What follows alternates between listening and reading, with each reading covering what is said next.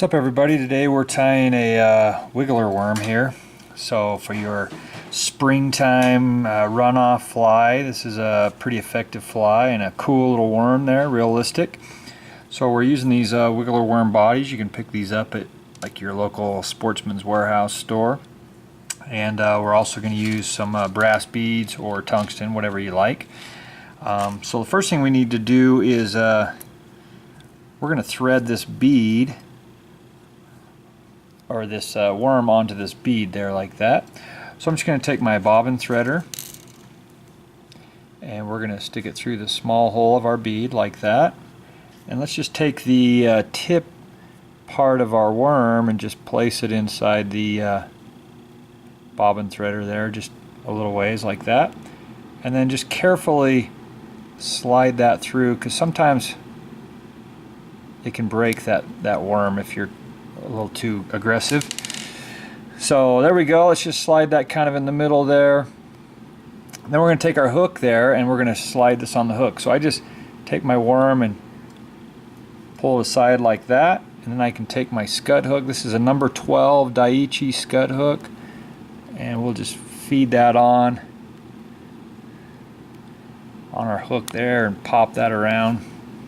Can be a little bit difficult, but okay. So the bead kind of pegs that worm on there and holds it in place. You can tie just the worm on there. The trick to this kind of material though is you have to be careful. It can cut your worm, and that's aggravating. So what I'm using is some actually some flat wax nylon, and that seems to not cut the worm as easily. So alright, so let's attach our thread there. Let's just put it in our vise like that so I can get in there and tie that, start our thread there. I like to just lay down a little thread base up under the worm there. Okay.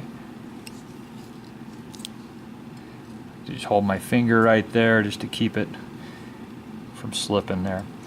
Alright, now before I move on, I like to use a little water-based head cement. Do not use super glue or regular head cement because it will burn that worm. So just this water-based loon stuff works fantastic. And I like to just put a little bit on there just to keep that thread from slipping around on us and moving. Alright, now I'm actually going to use the dubbing. And this, the purpose of the dubbing is it looks cool, number one. Number two is this also will coat that thread and keep from slicing through that worm. Oops. So I just got some purple here. We're doing the purple flavor today. Okay, so I'm just going to lightly press that worm down.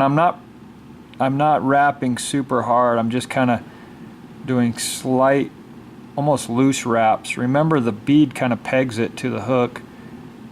And once I get there, I can just pull that up, and I'm going to come up under the bead and under the worm and do a few wraps right there as well.